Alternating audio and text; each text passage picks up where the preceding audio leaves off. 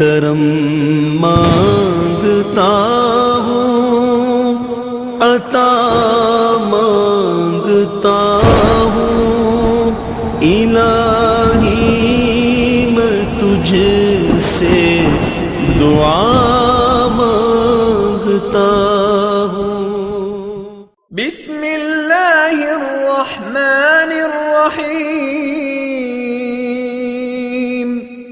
یحسب ان مالہ اخلدہ، وہ سمجھتا ہے کہ اس کا مال اسے ہمیشہ زندہ رکھے گا۔ لفظ بلفظ ترجمہ، یحسبو کا مطلب ہے وہ سمجھتا ہے یا وہ گمان کرتا ہے۔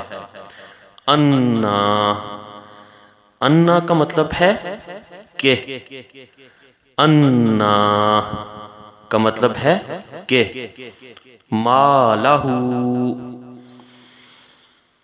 مال کا مطلب مال ہی ہے، یعنی مال و دولت۔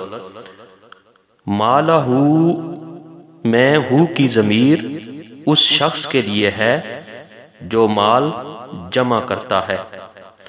اخلدہ،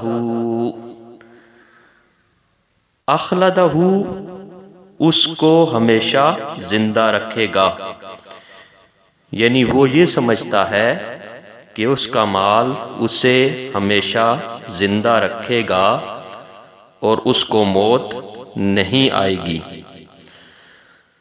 اس آیت مبارکہ کا مکمل ترجمہ ایسے بنے گا، وہ سمجھتا ہے کہ اس کا مال اسے ہمیشہ زندہ رکھے گا۔